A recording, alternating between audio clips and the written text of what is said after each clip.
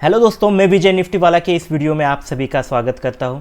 आज का वीडियो काफ़ी खास है जिसमें हम कैनरा बैंक जो काफ़ी चर्चा में है उसके बारे में पूरा डिटेल में डिस्कशन करेंगे कि कैनरा बैंक में आपको क्या करना है, कैनरा बैंक में न्यूज़ क्या है, उसका इम्पैक्ट क्या होगा और कुछ दिनों से जो मार्केट में ऊपर नीचे जो कुछ कैनरा बैंक चल रहा है तो उस वक्त आपको कैसे ट्रेडिंग करनी है या फिर आपको इन्वेस्टिंग करनी है तो कहाँ पर करें, कौन से लेवल पर आप बाय कर सकते हैं, इसका पूरा डिस्कशन इस वीडियो में होने वाला है। वीडियो थोड़ी लंबी हो सकती है बट आपको काफ़ी कुछ सीखने को इस वीडियो में ज़रूर मिलेगा। तो दोस्तों, अगर आप पहली बार हमारा वीडियो देख रहे हैं तो हमारे इस चैनल को सब्सक्राइब कीजिए। अगर आपको वीडियो अच्छी लगती है तो अपने दोस्तों के साथ इसे ज़रूर शेयर करें। तो चलिए दोस्तों, मैं विजय निफ्टी वाला के इस वीडियो में आप सभी का स्वागत करता हूं। देखते हैं कैनरा बैंक हमें बाय करना है या फिर सेल करना है। ओके, ओवरऑल मार्केट, पहले एक चीज़ आपको हमेशा देखनी चाहिए कौन से भी स्टॉक को देखते हुए कि ओवरऑल मार्केट का स्ट्रक्चर कैसा है, निफ्टी किस तरह से बिहेव कर रहा है, ओवरऑल मार्केट का ट्रेंड क्या है। तो ओवरऑल मार्केट अगर आप देखें तो थोड़ा निफ्टी जो अभी चल रहा है वो थोड़ा बुलिश रन में है, काफ़ी अच्छी बुलिश रन हम यहाँ पर देख रहे हैं। सपोर्ट लेकर निफ्टी ऊपर जाता हुआ कई दिनों से दिख रहा है। तो ओवरऑल मार्केट का स्ट्रक्चर अच्छा है। अगर मार्केट डाउन होता या फिर मार्केट में ज़बरदस्त बेरिशनेस होती, सेलिंग होती, तो थोड़ा वहाँ पर बाय करना एक आपकी गलती हो सकती थी। तो ओवरऑल मार्केट अच्छा है, ठीक है, तो आप थोड़ा इस कैनरा बैंक में बाय का ज़रूर सोच सकते हैं, इसमें कोई भी दो राय नहीं है। उसके बाद अगर आप सेक्टर देखें, ये जो कैनरा बैंक आता है ये एक पीएसयू बैंक है और इस पीएसयू बैंक का जो इंडेक्स है वो भी एक सपोर्ट के आसपास है। मतलब कई अच्छी अपॉर्चुनिटी आपके पास होगी आप इसे बाय करने के लिए। तो पीएसयू बैंक इंडेक्स सपोर्ट पर आपको दिख रहा है। इसका जो वेटेज है कैनरा बैंक का वो काफ़ी ज़्यादा है, मतलब इसमें ऑलमोस्ट 20% के अराउंड इसका वेटेज है। तो इसीलिए ये एक इम्पॉर्टेंट फैक्टर है पीएसयू बैंक इंडेक्स के लिए कैनरा बैंक। तो ये चीज़ ज़रूर आपको ध्यान में रखनी है। अभी जो न्यूज़ है कैनरा बैंक चर्चा में क्यों है इस पर हम बात करेंगे। कैनरा बैंक चर्चा में है, इसका रीज़न है कि उसमें स्प्लिट हुआ है, जो स्टॉक है उसका स्प्लिट अनाउंस कर दिया गया है और इसीलिए ये काफ़ी चर्चा में है। तो ये एक्चुअली स्प्लिट होता क्या है, उसके रीज़न्स क्या होते हैं और उसके बाद इसका इम्पैक्ट क्या होता है और उसके बाद आपको क्या डिसीजन लेना है बाइंग या सेलिंग का, इसका पूरा डिस्कशन हम करेंगे। स्प्लिट के बारे में थोड़ा हम यहाँ पर जानेंगे। पहले ये जो स्प्लिट हुई है वो 1:5 की हुई है। मतलब आपका अभी जो एक स्टॉक था, अगर आपके पास कैनरा बैंक का एक स्टॉक होता तो अभी आपको 5 स्टॉक मिलने वाले हैं। आप तो काफ़ी खुश हुए होंगे कि एक के बदले 5 क्यों दे रही है, मतलब मेरा जो प्रॉफिट या फिर मेरा जो वैल्यू वो 5 गुना बढ़ेगा। तो ऐसे नहीं होता है दोस्तों, उसका हम बाद में डिस्कशन करेंगे। बट अभी एक चीज़ समझ लीजिए, ये जो स्प्लिट किया है वो 1:5 में किया है। एक स्टॉक अगर आपके पास होगा तो उसके बदले आपको 5 स्टॉक मिलने वाले हैं। बट इम्पैक्ट क्या होगा वो बाद में डिस्कस करेंगे। इसकी वजह से क्या हुआ है कि जो प्राइस है कैनरा बैंक का वो 567 था और 15 तारीख को यानी कल इसका प्राइस डायरेक्ट 113 हो गया। तो काफ़ी सारे नए जो ट्रेडर है, बिगिनर है, उनके मन में ये मतलब डर था कि ये क्या हो गया, मार्केट जो प्राइस थी वो 80% के अराउंड यहाँ पर फॉल क्यों हुई, इतनी बड़ी गिरावट क्यों हुई, ऐसा डर उनको था। कई सारे लोगों के, कई सारे इन्वेस्टर के डीमैट अकाउंट से ये जो स्टॉक है वो दिख नहीं रही थी उसकी क्वांटिटी। तो काफ़ी परेशानी में कई सारे ट्रेडर देखने को मिले। बट आगे आगे हम आपकी इस परेशानी को ज़रूर दूर करने वाले हैं इस वीडियो में। ओके, तो घबराइए मत। अगर आपके साथ भी ऐसा हुआ है कि आपके स्टॉक डीमैट में थे अभी नहीं दिख रहे या फिर लॉस दिख रहा है तो घबराइए मत। इसे रिफ्लेक्ट होने में कुछ दिन लगते हैं, नॉर्मली 2 to 3 डेज में ये होता है, रिफ्लेक्ट हो गए ये स्टॉक आपके डीमैट अकाउंट में आएंगे। बट कई बार 4-5 दिन भी लग सकते हैं। बट घबराना आपको बिल्कुल नहीं है। ओके, उसकी प्राइस ये इतनी नीचे आ गई। इसकी जो रिकॉर्ड डेट है वो 15 में है, मतलब 15 मई के दिन आपके डीमैट अकाउंट में अगर कैनरा बैंक के स्टॉक हो गए तो ही आपको ये फ़ायदा होने वाला है कि एक के बदले 5 स्टॉक मिलेंगे। अगर आपने 15 तारीख को लिए तो ये फ़ायदा आपको नहीं मिलेगा। 15 से पहले ही आपको बाइंग करनी है इसका फ़ायदा लेने के लिए। इसीलिए आपने देखा होगा 14 को या उससे पहले जिनके पास कैनरा बैंक थे उन्हें ही ये 15 का जो स्प्लिट था वो ही एलिजिबल रहे। मतलब इसका नाम ही है कि रिकॉर्ड डेट। मतलब वो क्या करेंगे कि रिकॉर्ड देखेंगे कि किन किन के डीमैट अकाउंट में 15 तारीख को कैनरा बैंक के स्टॉक्स है। तो जिन जिन के रिकॉर्ड में ये मिलेगा उनको ही ये स्टॉक दिए जाएंगे। ओके, आपने 15 को अगर बाइंग किए तो आपको नहीं मिलेंगे क्योंकि वो रिफ्लेक्ट होने में एक दिन जा सकता है आपका। तो इसलिए अगर आपको फ़ायदा लेना है तो उससे पहले ही आपको उसमें बाइंग करनी होती है। अब हम एक बेसिक चीज़ देखेंगे कि ये स्प्लिट आखिर होता क्या है। इतनी बड़ी मतलब चर्चा में ये कैनरा बैंक क्यों है और ये क्यों 1 का 5 दे रहे हैं। तो उसके लिए मैं आपको पहले एक रियल लाइफ का एग्जाम्पल देना चाहता हूँ। दोस्तों देख लीजिए, जब आप कोई शैम्पू यूज़ करते हैं तो आपने देखा होगा मॉल में अगर आप जाए तो वहाँ पर जो बॉटल्स रहती है काफ़ी बड़ी 1 लीटर वाली या फिर बड़ी बड़ी वाली, तो उसकी प्राइस आपने देखी होगी 500 700 ऐसी प्राइस होती है। तो कई सारे जो छोटे ग्राहक हैं वो इतनी बड़ी बॉटल नहीं ले सकते, या फिर जिनके घर में कम लोग हैं वो इतनी बॉटल लेके क्या करेंगे। तो इसके लिए फिर इनकी इतनी बड़ी सेल कैसी होगी इनके शैम्पू की। तो उन्होंने क्या आइडिया निकाला कि इतनी बड़ी बॉटल एक ही साथ बेचने से अच्छा है कि छोटी छोटी पाउच में आपको शैम्पू बेचे। इसलिए आपने देखा होगा 1-2 रुपए में आपको ये पाउच मिलते होंगे। मतलब कोई भी आम आदमी ये पाउच वहाँ पर बाय कर सकता है और उससे ये उनकी जो सेल है वो वहाँ पर होती रहती है। ये एक इम्पॉर्टेंट मैंने आपको जो रियल लाइफ एग्जांपल था वो दिया। उसके साथ साथ और एक एग्जांपल है दोस्तों, अगर आप केक शॉप में गए तो आपने देखा होगा कि कई सारे केक वहाँ पर होते हैं। केक की कीमत होती है 300-500 ऐसे। तो अगर आपको इतना बड़ा केक नहीं चाहिए, आपको बस एक छोटा सा ही उसका जो पार्ट है वो चाहिए, तो इसके लिए उन्हें ये बेचना काफ़ी मुश्किल हो रहा था कि पूरा केक एक ही आदमी को बेचे। उससे अच्छा उसके अगर टुकड़े कर दें तो ये टुकड़े बिक सकते हैं। इसलिए देखा होगा आपने पेस्ट्रीज बिकती है क्योंकि आप अफोर्डेबल कर सकते हैं। 20-30 रुपए की वो पेस्ट्रीज आप ले सकते हैं जिससे कि उनका केक भी सेल हो और उससे आपको भी फ़ायदा हो। तो ये दोनों के लिए अच्छी चीज़ होती है। मतलब कोई भी बड़ी चीज़ छोटे छोटे भाग में अगर वो दे तो उससे सेल बढ़ती है। तो वही चीज़ होती है स्टॉक में। कोई स्टॉक, जैसे कि आप एक एग्जांपल देख लीजिए, आप अभी चेक कर लीजिए एमआरएफ का जो स्टॉक है उसकी कीमत क्या है। एमआरएफ का जो स्टॉक है उसकी कीमत लाख से ऊपर है। अगर आपको एक स्टॉक भी लेना है तो आपको 1 लाख रुपए से ज़्यादा पैसे चाहिए, जो आम आदमी के लिए पॉसिबल नहीं है। इसीलिए एमआरएफ में आप छोटे छोटे निवेशक नहीं देखेंगे, उसमें बड़े निवेशक ही ले सकते हैं क्योंकि 1 लाख के ऊपर वाला एक स्टॉक है। तो ये हो गया कि भाई ये तो भाई बड़े लोगों के लिए बन गया।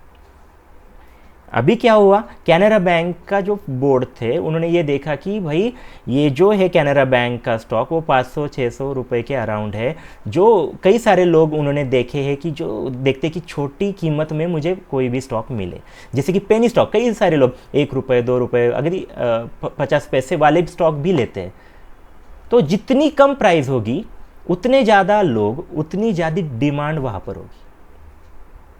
तो उसी लिए इन्होंने क्या सोचा कि ये एक स्टॉक आदमी देखेगा, कंपेयर करेगा कि अरे एक बैंक का स्टॉक तो 100 रुपये मिल रहा है और इसकी प्राइस तो 500 है, दोनों का फंडामेंटल सही है उसे लग रहा है। बट वो क्या करेगा, प्राइस देख के बोलेगा कि भाई मैं ये 100 रुपये वाला ही स्टॉक लूँगा। तो वो चीज़ देखते हुए ये बोर्ड ने क्या सोचा कि भाई हम क्या करेंगे, इसे स्प्लिट करते। मतलब जो उसकी प्राइस थी 560 या कुछ अराउंड, वो उन्होंने डायरेक्ट 113 कर दी। मतलब अगर कल मतलब 14 तारीख से पहले अगर आप कैनरा बैंक का स्टॉक लेने जाते तो आपको 550 रुपये का एक स्टॉक पड़ता।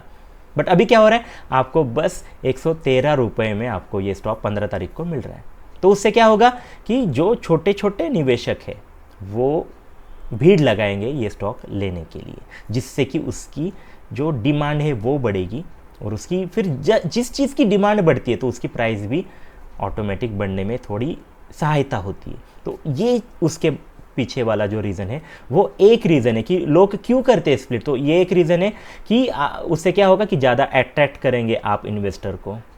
उसके साथ साथ जो ऑलरेडी जिनके पास स्टॉक है, अभी दूसरा फ़ायदा देख लीजिए, जिनके पास ऑलरेडी ये स्टॉक है तो आपको कितनी खुशी होगी कि अभी आपके स्टॉक, अगर मान लो कि आपके यहाँ 100 स्टॉक है कैनरा बैंक के, बट अभी आपको डीमैट में दिख रहा है कि 500 स्टॉक बन गए एक ही दिन में, 5 गुना स्टॉक दिख रहे हैं। उनकी वैल्यू वही है क्योंकि कीमत 5 गुना नीचे हुई है, कीमत वही है, वैल्यू वही है, बट उसको खुशी होगी कि मेरे पास 500 कैनरा बैंक के स्टॉक्स है। उसे बताने में भारी लगेगा कि मेरे पास 500 कैनरा बैंक के स्टॉक्स है, पहले तो 100 ही थे।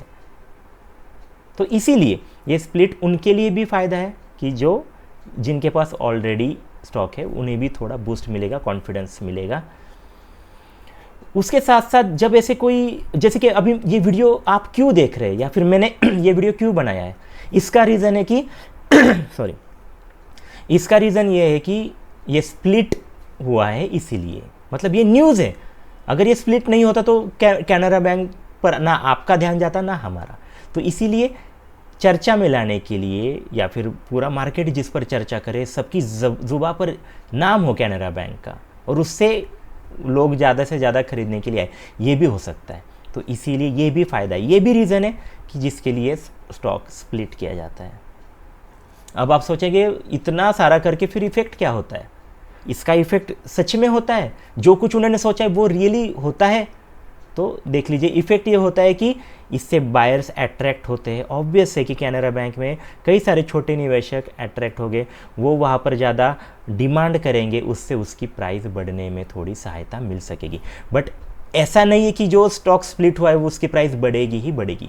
अब उसके लिए दूसरी भी चीज़ें होती है, उसका फंडामेंटल हो, उसका सेक्टर हो, ओवरऑल मार्केट हो, ये सारी चीज़ें अगर सही रहे तो फिर थोड़ा बेनिफिट इन्हें हो सकता है। नहीं तो स्प्लिट किया और फंडामेंटल में ही गड़बड़ है तो फिर कोई भी स्टॉक की कीमत नहीं बढ़ेगी। ओके, तो ये बस एक कैटलिस्ट का काम करेगा ये स्प्लिट वाला न्यूज़, बट उसके लिए फंडामेंटल भी उसके साथ साथ होने चाहिए। ओके, तो आई होप मैंने ये जो स्प्लिट की जो कंसेप्ट थी वो आपको ठीक से सारी चीज़ें उसमें बताई कि रीजंस क्या थे, इफ़ेक्ट क्या होता है। ओके, उसके बाद हम जाएंगे कि कैनरा बैंक का चार्ट देखेंगे। अभी इंपॉर्टेंट ये चीज़ है कि कैनरा बैंक का जो चार्ट है वो हमें किस तरह से दिख रहा है। वो चार्ट देखकर एक ट्रेडर हो, उसके साथ साथ एक इन्वेस्टर हो, वो किस तरह से डिसीजन लेगा, इस पर हम पूरा डिस्कशन अभी करेंगे। उसके लिए हम जाएंगे पहले चार्ट पर। यस, कैनरा बैंक का ये देख लीजिए आपके सामने, यहाँ पर डेली चार्ट हमने यहाँ पर ओपन किया है। तो डेली चार्ट पर देख लीजिए कैनरा बैंक में किस तरह से, देख लीजिए थोड़ा हम यहाँ पर देखेंगे कि किस तरह से मार्केट में हुआ। देख लीजिए 14 तारीख को इसकी कीमत थी 113। ओके, मतलब जो स्प्लिट था उससे पहले वाला रिकॉर्ड डेट पर जो हाई बना था वो 119 के आसपास, 5% की ज़बरदस्त तेज़ी देखने को मिली। लोगों ने काफ़ी अच्छा मुनाफा यहाँ पर बनाया। और उसके बाद देख लीजिए आज यहाँ जो मैं रिकॉर्ड कर रहा हूँ ये वीडियो, तो देख लीजिए वहाँ पर ज़बरदस्त गिरावट है, 5% के अराउंड 4.5% की गिरावट कैनरा बैंक में देखने को मिली। मतलब जहाँ पर 14 को वो खड़ा था वहीं पर आके वो अभी रुका है। 14 के मतलब 13 के 113 के अराउंड 113.70 के अराउंड ये स्टॉक फिर से आया है। मतलब जो बूस्ट मिला था ये स्प्लिट वाला, ये थोड़ी देर के लिए ही था। उल्टा हमने देखा कि कई सारे लोगों ने, कई सारे जो बड़े लोग हो गए जिन्होंने यहाँ नीचे बाई की है, उन्होंने यहाँ पर प्रॉफिट बुक करने का यहाँ पर सोचा, क्योंकि मार्केट में तो आज तेज़ी थी निफ्टी में, बट फिर भी यहाँ पर एक बड़ी रेड कैंडल 5% के अराउंड वाला ज़बरदस्त गिरावट कैनरा बैंक में देखने को मिली।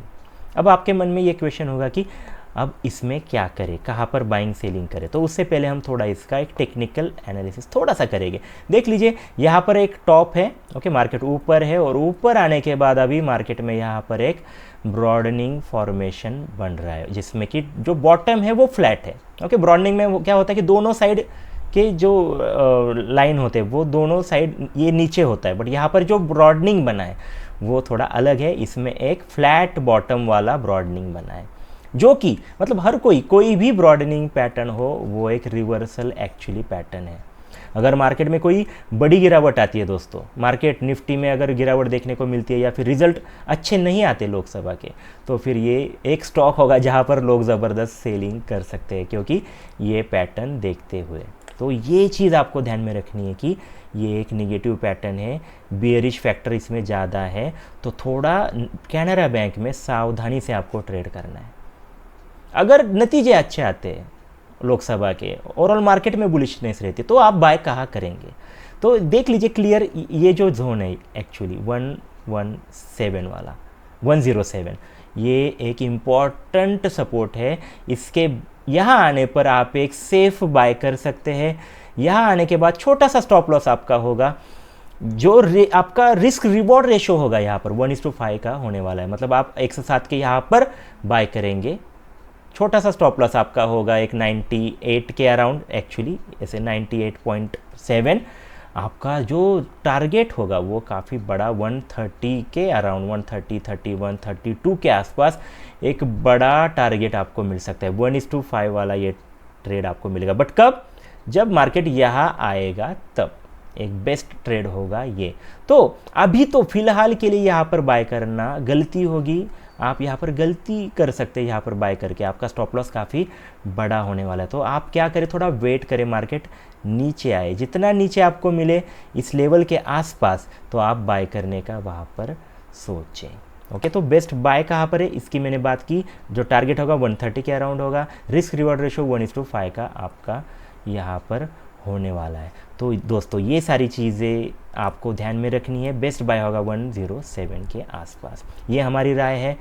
हम गलत भी साबित हो सकते हैं, बट आपका जो लॉस होगा वो काफ़ी छोटा होगा, ओके, बट आपको प्रॉफिट ज़्यादा बड़ा मिलने वाला है। तो दोस्तों आई होप मैंने जो सारी इंपॉर्टेंट चीज़ों का डिस्कशन किया, ओवरऑल मार्केट हो, स्प्लिट पर काफ़ी डिस्कशन, बेसिक चीज़ें या फिर जो हम कहें कि जो फंडामेंटल चीज़ें होती है स्प्लिट की, वो भी हमने काफ़ी अच्छे से यहाँ पर डिस्कस की, जिससे कि आपको स्प्लिट समझ में आए, क्यों कैनरा बैंक चर्चा में है और आपको क्या करना है, बाइंग करनी है या फिर सेलिंग करनी है। तो एक चीज़ है कि अगर ओवरऑल मार्केट में बेरिशनेस हो कुछ दिनों में, तो ये पहला स्टॉक होगा जहाँ पर सेलिंग ज़बरदस्त होगी। तो थोड़ा उस चीज़ को ज़रूर ध्यान में रखिए और यहाँ पर थोड़ा सेफ बाय 107 के पास आप कर सकते हैं। तो दोस्तों कैसी लगी आपको वीडियो? इसमें हमने पूरा कैनरा बैंक का पूरा एनालिसिस किया। ऐसी ही वीडियो जो चर्चा में रहेंगे वैसे स्टॉक की अगर आप चाहते हो कि मैं बनाऊं, तो कमेंट सेक्शन में यस ज़रूर सर ऐसा कुछ कहिए, या फिर कहिए कि सर इस स्टॉक पर हमें वीडियो चाहिए, तो वो वीडियो बनाने की मैं ज़रूर कोशिश करूँगा, जिससे कि आपको ट्रेडिंग करने में आसानी हो, इन्वेस्टिंग करने में भी आपको काफ़ी सारी आसानी हो। तो दोस्तों आई होप ये वीडियो ज़रूर आपको अच्छी लगी होगी। अगर आपको हमारी वीडियोज़ अच्छी लगती है तो अपने दोस्तों के साथ इसे शेयर करना ना भूलें, लाइक करें। अगर पहली बार आप हमारा वीडियो देख रहे हैं तो इस चैनल को सब्सक्राइब करना ना भूलें। तो फिर मिलेंगे ऐसे ही वीडियो में, तब तक के लिए धन्यवाद। Thank you very much.